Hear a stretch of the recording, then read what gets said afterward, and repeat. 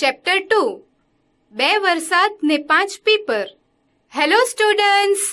Hello, teacher. How are you all? Fine? Yes, we are fine. Do you all like to listen and sing a song? Yes, teacher. We want to listen and sing a song. Very nice. Let's all sing a nice song of Ashadi rain together.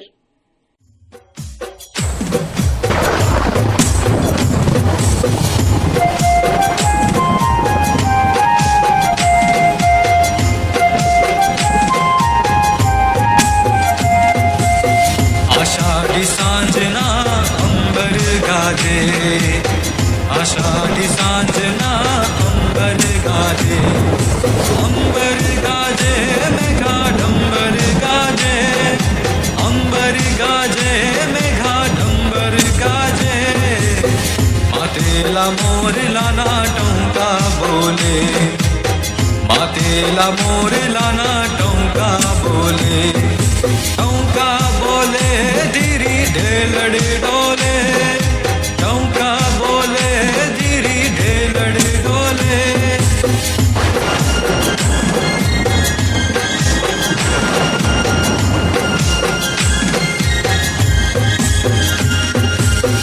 गरवा गोवाड़िया ना पावा वागे गरवा गोवाड़िया ना पावा वागे पावा वागे सुती गोपी जागे पावा वागे सुती गोपी जागे वीरानी वाड़ियों माँ अमृत रेले वीरानी वाड़ियों माँ अमृत रेले भाभी झरमर जीले अमृत रेले भाभी झरमर जीले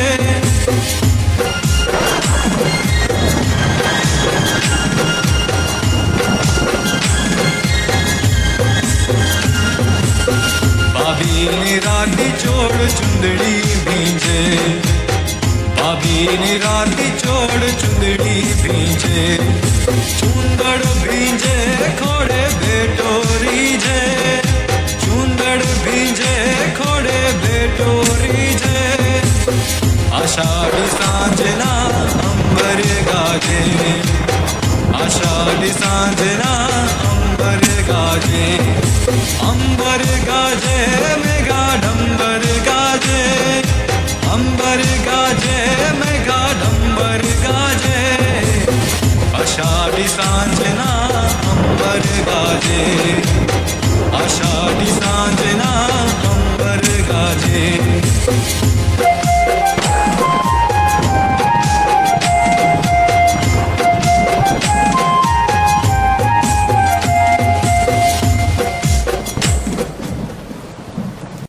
This poem, that is Lokgit, is about Ashadi rain. Monsoon starts in the month of Ashad.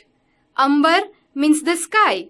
In the evening of Ashad, the sky is full with rain and thunder. Megha means rain fall down. Peacocks sound and swag slowly.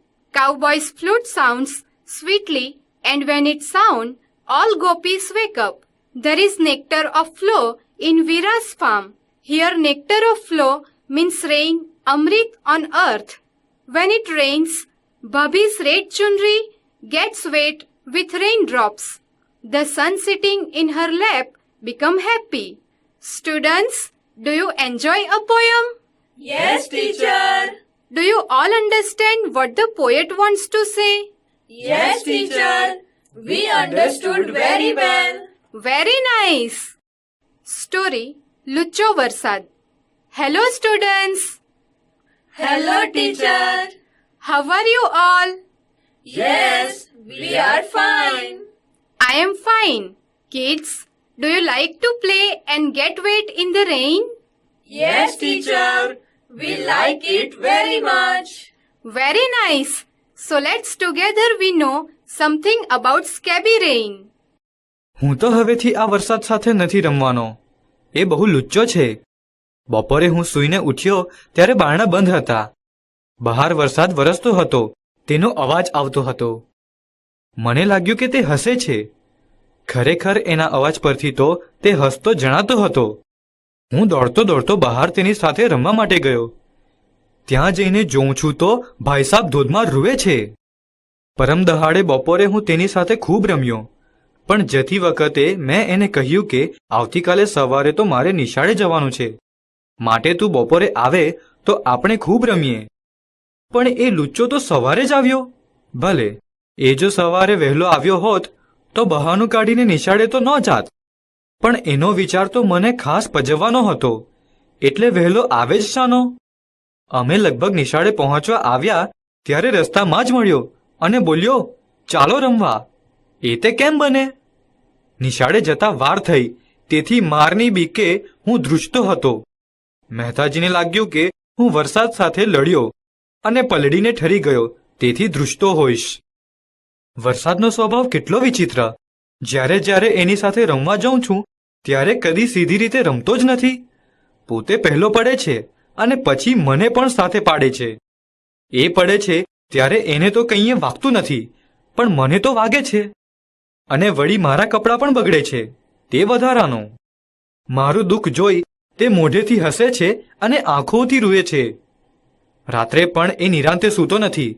મેં એને કેટલી વાર કહ્યું કે ઉનાળામાં આવજે, તડકો બહુ પડે છે, ત્યારે તારી સાથે રમવું મને બહુ ગમે. પણ ઉનાળામાં તો એ ભાઈ ભાગ્યે જ પધારે છે. કોઈ દહાડો બહાર જતી વખતે જો હું સાથે છત્રી લેતા ભૂલી ગયો હોઉં તો એ જરૂર આવતો. પણ જો હું મારી પેલી નવી સ્વદેશી છત્રીનો ભાર સાથે ઉપાડીને ફરું તો એ દૂરથી જ ડોક્યું કરે. મોર સાથે પણ એ એવા ચાળા જ કરે છે. ભલે ને મોર એની તરફ જોઈ જોઈને એને આખો દહાડો બોલાવ બોલાવ કરે, પણ એ આવે જ નહીં. અને પછી ઓચિંતો આવીને એટલા જોરથી એના ઉપર હસતો કૂદી પડે કે મોરના સુંદર આંખોવાળા પીંછા ભીંજવી નાખે અને બિચારાની બધી શોભા બગાડી નાખે. ચકલીને પણ એનો તોફાની સ્વભાવ નથી ગમતો. કૂકડો તો એનાથી ત્રાસી જાય છે. ગાય બળદને પણ એમ જ હેરાન કરે છે. બકરા તો એનાથી એટલા ગભરાય કે વાત ન પૂછો. બસ એક બતક અને ભેંસ, એ બે એનાથી બહુ ખુશ રહે છે. પણ હું તો નથી ધોળી બતક કે કાળી ભેંસ, માટે હું તો હવેથી આવા વરસાદ સાથે રમવાનો નથી. So students, what did you learn from the scabby rain? Rain is very naughty. It only comes when you have to go to school. Most of the birds and animals get troubled with heavy rain. Only bird like duck and animal like buffalo enjoy it. Kids want to enjoy the rain, but sometimes parents get angry and sometimes rain become heavy that kids cannot play and enjoy it. Story Seemma Vasti. Hello students. Hello, teacher. How are you all? Fine? Yes, we are fine. I am fine. Students, do you want to know something about the life in boundary of village? Yes, teacher. We want to know. Very nice. So let's together we know something about how people live in boundary of village. સીમમાં વસ્તી. આશરે 80 વર્ષ પહેલાની આ વાત છે. રાજકોટથી રીબડા સ્ટેશને ઉતરીને કોટડા સાંગણી જતા વચમાં અરડોઈ ગામ આવે છે. અરડોઈથી રસ્તો દક્ષિણે થઈ પૂર્વ દિશામાં કોટડા તરફ વળે છે. એ વળાંક પર આજે પુષ્કળ ઝાડ છે. ત્યારે એ વળાંકને રસ્તો ઉજ્જડ હતા. રસ્તા પર એકેય ઝાડ ન હતું. એ વળાંકની દક્ષિણે ચારેક ખેતરવા દૂર સામા પટેલનું એક ખેતર હતું. સામા પટેલ વૃદ્ધ થયા ત્યારે તેમણે રસ્તાના વળાંક પર એક વડલો ને 5-6 પીપળ વાવી. પોતાના ખેતરની કુઈએથી જાતે પાણી ભરી લાવીને પાય. કોઈ પૂછે કે આ શું કરો છો તો કહેતા કે સીમમાં વસ્તી કરું છું. વાવતા વવાઈ ગયા, પણ વળતા વર્ષે વરસાદ ઓછો થવાથી પટેલની કુઈમાં પાણી ન રહ્યા. એ ઘણે જ દૂરથી રોજ કાવડમાં પાણી લાવી પાતા. જેને ખેતરેથી પાણી લાવતા તેણે કહ્યું કે ભાભા, આ ઉંમરે શીદને વેટ કરો છો? ત્યારે એમણે જવાબ દીધો કે લાંબે ઉજ્જડ માર્ગે ઉનાળામાં ક્યાંય છાયો હોય તો માણસને તેમજ ઢોર પંખીને વિસામો મળે. પેલા ખેડૂતે ફરી કહ્યું કે એ માટે તો એક વડલો એ બસ છે. તમારી કાયા હાલતી નથી તો પીપરુને શીદ પાણી પાવ છો, મર સુકાય.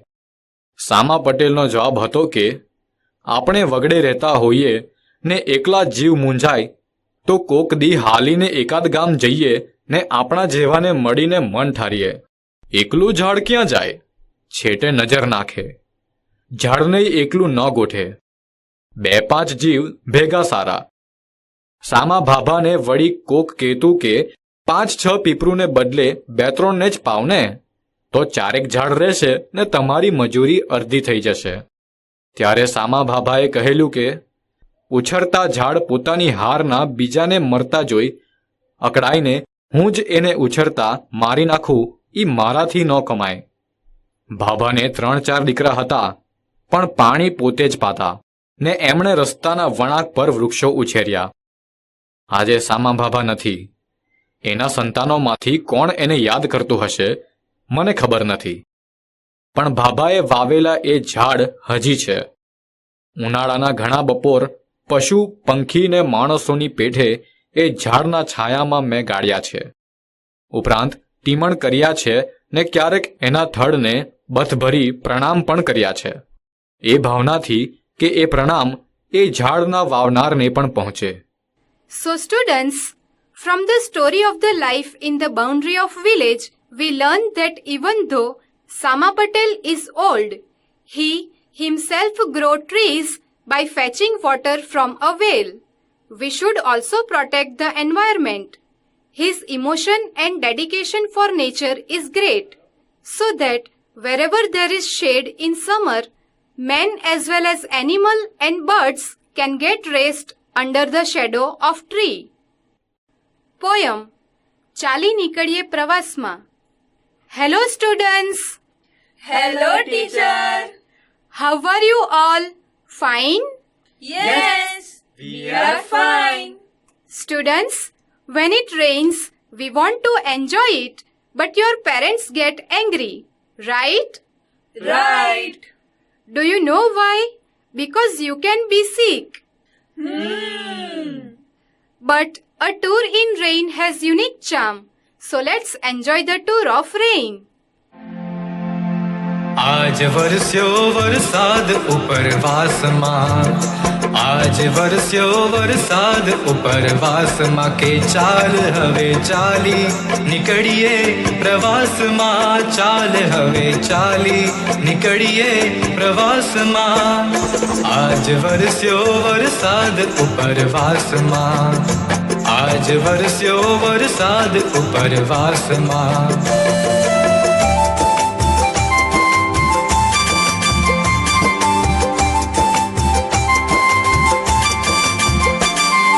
માટીની ગંધ મીઠી માર્ગ બતાવશે ને વાયરા સંગાથે થશે વાતો.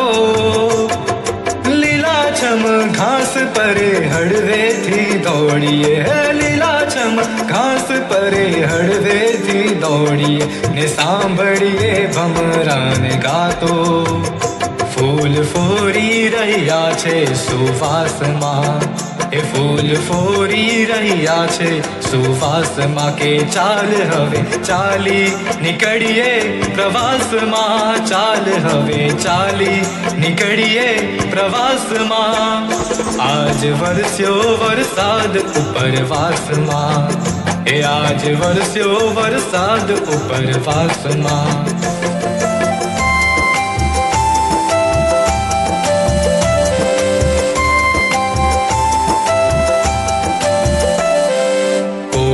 ભૂલાય અને વલપ છલકાય એવું મોસમનો ભીનો ચમકે. વૃક્ષોની ડાળીને પાંદડેથી વહી ચાલ્યા, વૃક્ષોની ડાળીને પાંદડેથી વહી ચાલ્યા લીલાછમ વરસાદી વેણ.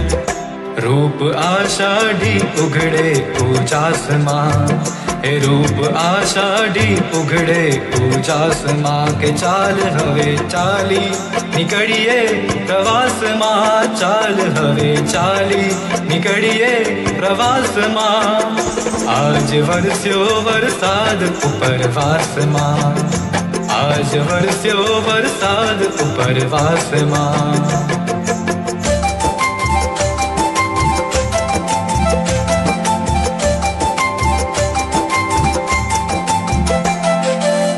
ઉપરવાસેથી વેણ આવવાની વાટમાં બેસી રેવાય નહીં થાલા હૈયાના હેત તકી સામૈયા કરવાને હૈયાના હેત તકી સામૈયા કરવાને આપણે જ વહી જઈએ સામા પૂર છલકી રહ્યા છે ઉલ્લાસમાં પૂર છલકી રહ્યા છે ઉલ્લાસમાં કે ચાલ હવે ચાલી નીકળીએ પ્રવાસમાં ચાલ હવે ચાલી નીકળીએ પ્રવાસમાં આજ વરસ્યો વરસાદ ઉપરવાસમાં આજ વરસ્યો વરસાદ ઉપરવાસમાં કે ચાલ હવે ચાલી નીકળીએ પ્રવાસમાં ચાલ હવે ચાલી નીકળીએ પ્રવાસમાં આજ વરસ્યો વરસાદ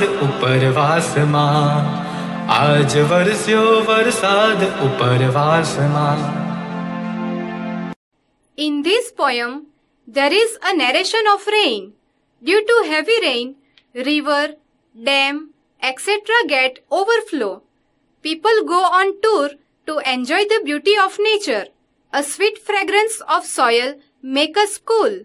The poet told to run smoothly on green lustrous grass and listen the song of bumblebee. Rainy water flow from branches and leaves of tree. Our heart is ready to welcome the guests in rain.